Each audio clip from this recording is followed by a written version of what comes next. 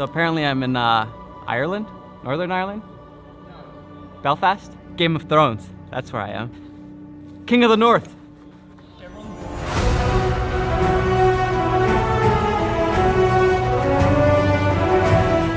I'm a fan. So apparently we're on one of the sets of Game of Thrones right now. Who cares about that? We're gonna be talking about why I haven't been using this camera that I'm using now. I'm using it, the Sony the Sony A7. Why do the numbers have to be so confusing? The Sony A73. The reasons why I haven't been using it as much lately. Also, I have a sword. Jon Snow's. King of the North.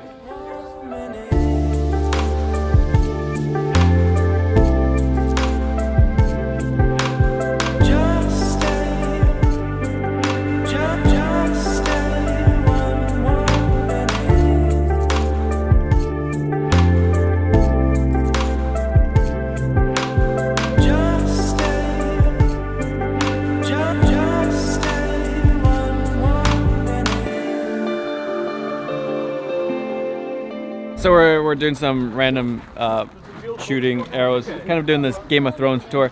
But this guy actually, Will, right? Yeah. Will, tell my audience how many roles you've had on Game of Thrones. I've been a wildling mostly. I've been a White. I've been a Knight of the Vale. My brothers have been Starks, Boltons. My dad's a Dothraki. My dogs, they're direwolves. And what's it been like? It's been really intense, really fun, like as good as you can imagine it to be. Like, we're making Game of Thrones.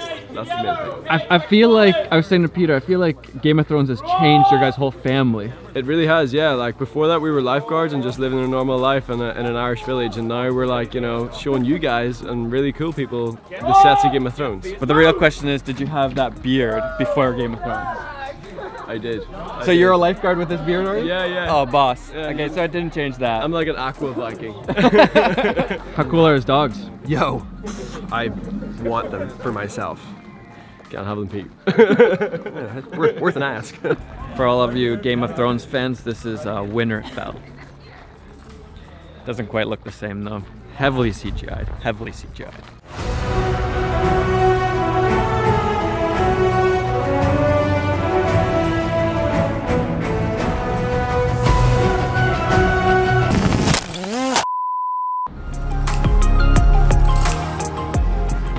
Alright, enough child's play.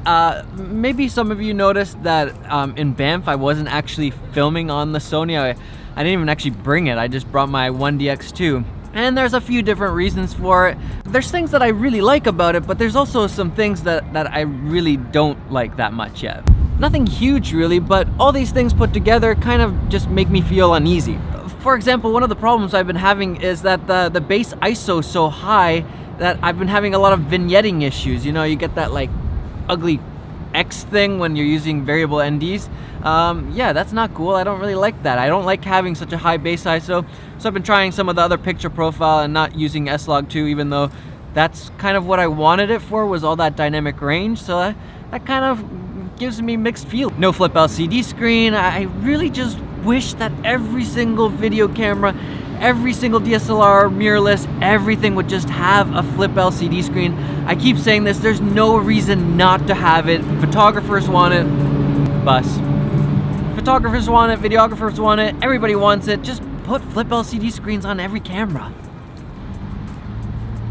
One of the things that I mentioned earlier when I made the first video with this camera, I talked about how I thought it was cool that they had a slow motion setting on the dial.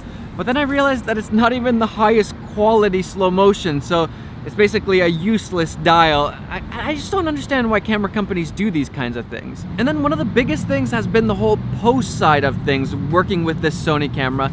I don't think people understand the massive difference in time when you go from 1080 to 4K, especially when the 4K codec isn't quite as efficient, isn't quite as solid, so it, you know, playback in a video editor isn't super clean, super smooth. It just really slows you down when you're trying to edit and it's just skipping every 2 seconds. It's kind of like the DJI drones. You almost always have to convert the footage into ProRes to be able to play them back at all.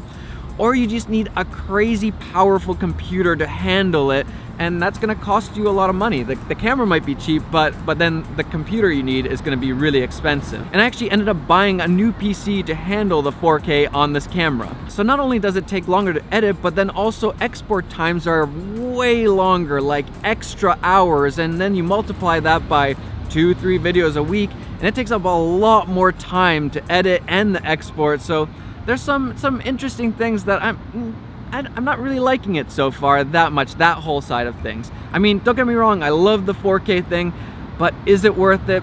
Not sure yet. Also, color profiles. Initially I started shooting with the S-Log2 to get all that dynamic range, because that's one of the big reasons I got this camera. I wanted more dynamic range, I wanted a more cinematic, filmic look. And then the colors weren't that good in S-Log2, so now I've been shooting in HLG3. This would be HLG3. Let me know in the comments, is it any better? Apparently this one is a lot better, so I've been testing it out, and I'm getting some mixed results. Sometimes it looks really good, and sometimes it's just not that good. So yeah, that's another thing. Color science, I'm just not enjoying it as much as I like the Canons a lot of times. But it's not all bad. There's been some good things. For example, the autofocus has actually been pretty decent. Apparently I spoke way too soon. If the Sony doesn't have a lot of contrast on the face or whatever it's trying to focus on, the autofocus kind of sucks. Yeah, I spoke too soon. Carry on. Now, ironically, I had to film this whole bit sitting right here again because the autofocus wasn't working, and I'm like, oh, the autofocus has been great. I haven't had any problems. I haven't even had to, you know, go through playback and make sure it's in focus. And then I was like, oh, it'd be so ironic if this shot wasn't in focus. And then I went to go play back and it wasn't in focus. So I had to redo this whole thing. But for the most part, the autofocus has been actually pretty decent. I haven't had that many issues other than pretty much this shot right here. And then one of the biggest things for me that I've really enjoyed is the size difference. The 1DX2 and the Sony A73 kind of have similar video specs, but the size difference is gigantic. Not only the cameras, big difference there, but also the chargers, the batteries. Yeah, there's a big size difference, and when I'm traveling, I really like to keep things light and small. So yeah, this has definitely been a really nice thing about the Sony. But if I'm honest, probably the biggest reason why I haven't been enjoying the Sony is I'm just not used to it. It takes a long time to really get used to a camera. And that's why I kind of wanted to commit to myself that I would try this camera out, use it on a bunch of videos, and then really make my conclusions based on that. And it's really just fun to try new cameras. It kind of spices things up a little bit, makes it a little bit more exciting because you got a new camera and the image looks different, 4K and all that stuff. It's just fun to try new cameras, and I'm actually really excited that pretty much all the companies are releasing new cameras. There's a new Nikon mirrorless, the Canon mirrorless just got announced I think yesterday. I've heard a full frame Panasonic is coming. I don't know if that's true or not, I've just heard that. The Sony A7S3 is supposed to come out. A lot of new cameras. I just love it. I love that the camera companies are kind of pushing each other, and I just want to try them all and see how good they are.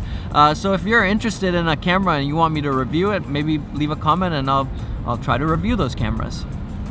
And really, I shouldn't be complaining. We are living amazing times in terms of filmmaking. Never has there been so many options that are so cheap, so good, just jam-packed with all these different features. Yeah, it's just really exciting. Also, if you're wondering why I'm here, it's not because I'm just a massive Game of Thrones fan. Even though I do like the show, that's not why I'm here. I'm at the Power of Video conference event, speaking here with my friends Peter and a lot of other cool people. So I hope I met you because this will come out in the future. I never understand how that's going. All right, bye.